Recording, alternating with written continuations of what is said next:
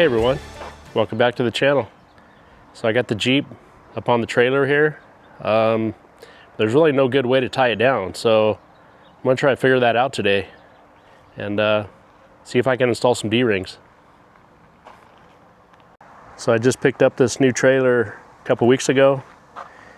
It's 10K rated. It's got the two 5,200 pound axles in it. Not bad. I put that box on there, but it doesn't have any tie down points. It's got those stake pockets right there. It's got a couple of those, but that's about it. It's got the 10-ply tires. So it didn't come with any stabilizer jacks, so I just picked up some Harbor Freight trailer jacks and then built these. I used one of these and just cut the D-ring off the top, used the stake pocket part of it, and just welded the piece of angle on there, and then welded the jack to the angle. And they're removable, pretty beefy. It's got the tuck away ramps. They slide in those pockets right there. Wanted to give a shout out to the dude who painted these fenders. I think you need to adjust your settings on your paint gun there, bud. It's almost like sandpaper. But it's only a trailer, so what are you gonna do? I might end up building some drive-over fenders or something anyways, so I'm not too worried about that sandpaper paint job. So when you're securing a vehicle to a trailer, especially a big vehicle like this, you want to secure it with the tires or the axle, a non-moving part. Make sure that's secure to the trailer. For years I was an idiot, and I used to just tie stuff down like from a hook, from the body, whatever, compress the suspension, and that's not really the way you want to do it. That's why my straps were always loose when I got to where I was going. Didn't know why. So when I was trying to come up with a way to strap this Jeep down, I had a few things in mind. I wanted to use axle straps, but if you look at the axle, there's no room to put an axle strap around that. There's so much stuff underneath there. Even on the rear, there's like no good spot to put an axle strap around that. That would be the same on both sides. Some guys will weld like a little eyelet bracket on there, on the bottom or on the back, and use that to tie it down. So I picked up some SpeedStrap tire nets. I think that's gonna work the best for me, but I need an anchor point on the front and the rear of each tire. So I need 8 anchor points. So I got a little work to do. So the first thing I'm gonna do is get the tongue weight dialed in. As you can see, the old D-Max is squatting a little bit right there. So I got this Sherline trailer tongue scale here. So I'm gonna position the Jeep on the trailer, try to get my tongue weight dialed in. And then that'll tell me where my D-rings need to go. So the general rule of thumb is you want your tongue weight 10 to 15% of the gross trailer weight. So according to my nameplate on my trailer, the trailer itself is 3,055 pounds. The Jeep, I had it weighted at a cat scale. It's 5,250. So that gives me a total weight of 8,305. And I'm gonna try to hit right in the middle of that 10 to 15%, so 12.5%. So I'm shooting for 1,038 pounds on the tongue weight. All right, so I got my scale set up. Had a bunch of 6x6 plates, so I was able to get it pretty much dialed in real close to the hitch there, and we're real close to level. Okay, so here we go. I'm gonna retract the jack, see how much weight's on here. I'm guessing we're a little heavy.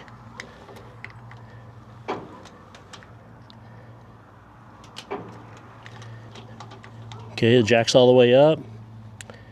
We're almost 1,400 pounds. Looks like about 1,350. And what do we want again? I think it was 1,038 pounds. So I need to back the Jeep up a little bit, see if I can get it to about 1,038. So the instructions say not to move the vehicle on the trailer while you have weight on this scale. So I got all the weight off of it. So I'm gonna move the Jeep back a little bit.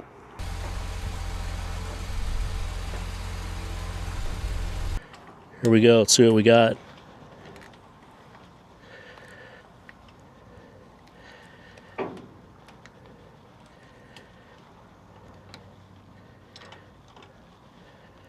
That's 1,000, a little bit over. I'd say that's pretty close. So now that I know where the Jeep needs to be on the trailer, position-wise, I'm gonna take a Sharpie, mark the front tires, just for reference. That way when I pull it up on there, I know where to go. I might put a sticker or something on there later too. Okay, so here's those SpeedStrap tire nets, and I think they fit like a pretty wide range of tires, up to a 40, and I think down to like a 27. They come in packs of 2 and come with this nice little bag. So for my anchor points, I'm planning on using these recessed D-rings. They swivel, 600 pounds a piece capacity, but I want to put them on top of a support. So looks like we got a support right here. So this one's just barely gonna make it. It looks like I could slip it in about right there. And then there's that support. It would be right underneath it. And then for the other one, for the front tire, looks like we got a support right here. And then for the one in front of the rear tire, it's kind of hard to see, but it looks like we've got a support right here. So that'll work out good. That'll pull right there, attach to that D-ring. And then for behind the rear tire, we've got a support right here on the very back of the trailer. So it looks like I could sneak that in there, right there. So another cool thing about these SpeedStraps, in their video they show that you don't need an anchor point like right by your tire. You can move this in or out or forward or back or whatever you need. So they're pretty adaptable for a lot of different type vehicles. So with these D-rings, you see a lot of guys, they'll just drill a hole right in the deck and then just screw it or mount it to the deck, maybe with some backing plates. I mean, that might be all right for a lawnmower, side-by-side or go-kart or something like that, but this is a man's toy, so I need some good tie downs. That's why I'm gonna try to utilize the braces and put the backing plate underneath the brace. Okay, now that I know where these D-rings need to go, I'm gonna take a Sharpie, just mark on the deck where the braces are. That way I don't forget. So I'm gonna get the Jeep unloaded, get all this stuff put away, and back the trailer into the shop over there so I can get busy drilling some holes.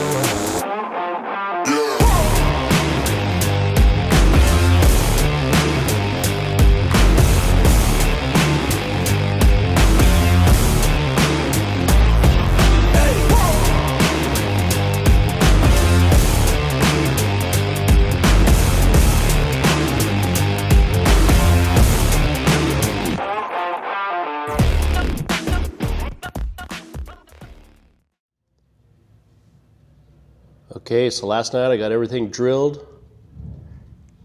Got the D-rings kind of just sitting there in place with some hardware. So to cut the holes, I just used a 4.5 inch big hole saw. So the way I did it is I drilled about halfway with the hole saw, and then I removed the pilot bit and then drilled the rest of the way. That way I wasn't drilling into my cross brace. And then for the carriage bolt holes, I just used a 3/8 drill bit. So I want to use these carriage bolts because I want everything flush on the deck. Sometimes I pick up pallets, so I just didn't want anything sticking up. I wanted it to be as low profile as I could. So one of the problems I ran into is I couldn't find a D-ring with square holes for the carriage bolt shank there. So I ended up just taking my Dremel, making a round hole square. It wasn't fun. I'm sure there's better tools to use to make a square hole, but that's all I had, so it worked. Then I picked up some 6-inch flat stock and then just cut these plates down to 6 inches. So I got a 6x6 backing plate. Drilled the holes in them to match the D-ring. Okay, so here we are underneath the deck. Here's my backing plate. It's just gonna go in there like that. So they used looks like a 2-inch by 3-inch angle for these supports. That hole right there, that's not from my hole saw. That's from one of these deck boards. I had to take one out at just about every spot.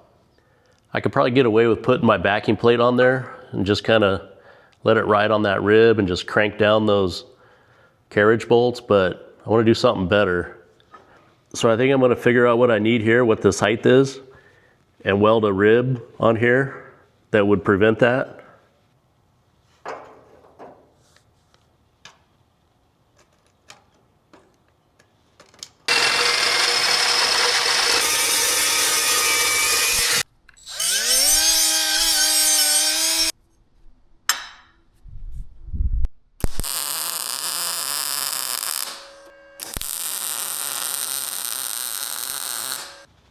Okay, so here's the first backing plate, kind of practice.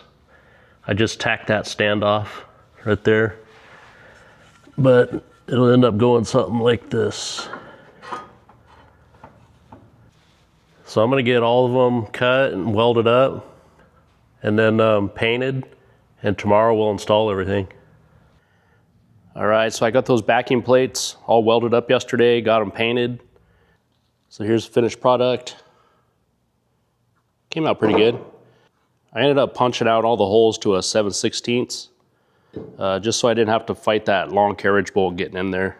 Putting a little red thread locker on those carriage bolts.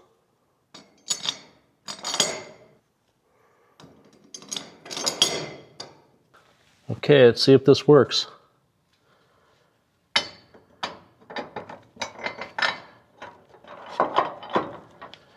Not bad. Put a nut on there to hold it, maybe 2.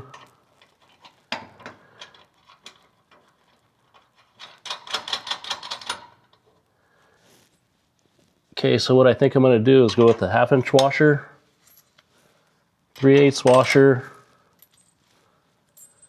and a lock washer and nut.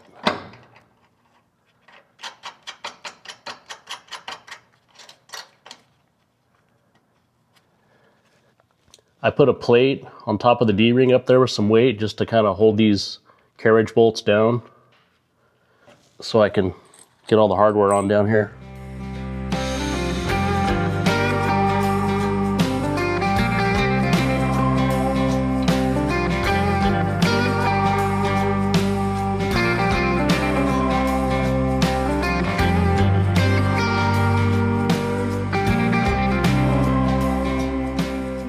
All right, there's one.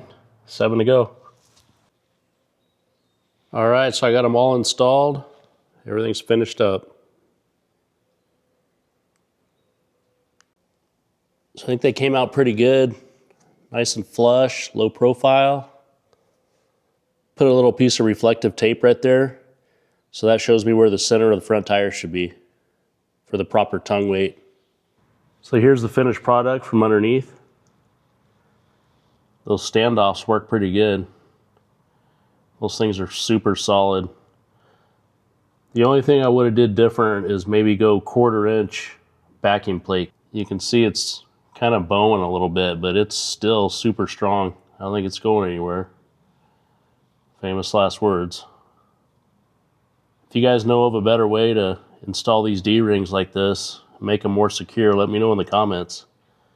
But this is the best way I could come up with. Here's the other one on the other side. So a couple things I forgot to mention. Total cost.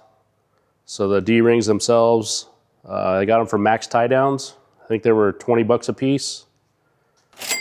Got 8 of them. And then the hardware, I already had a bunch of washers and nuts and lock washers and stuff. But I bought the carriage bolts. I think they were 2 bucks a piece at Ace Hardware. Got 32 of those. One other thing I forgot to tell you guys about this trailer is the size of it. It's a 20 by 8. It's an 18-foot deck with a 2-foot dovetail. If you guys are in the market for a new hitch, check out these Gen Y. These things are awesome. Okay, so I think that's about it for the install. Everything went pretty good. So hope you guys found this useful. Like and subscribe if you want it. And that's it. We'll see you on the next one. I'm gonna get the Jeep loaded up on here and go for a little drive.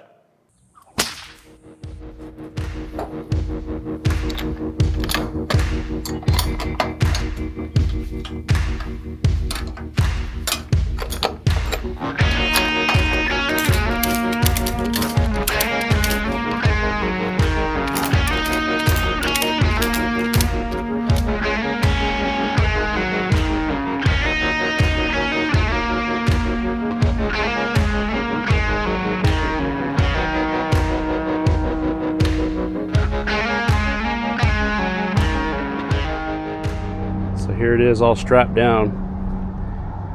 So far the D-rings are holding up pretty good. Everything's nice and solid. The only thing I might do is install another D-ring right here at this crossbar. Maybe put one right there just to give this a little more adjustment. But overall it tows really good. There's no sway. Feels really balanced and solid. Looks pretty good right there too as far as levelness goes. Might be a little bit low, but that's it, guys. I'm gonna get this thing home and get it unloaded.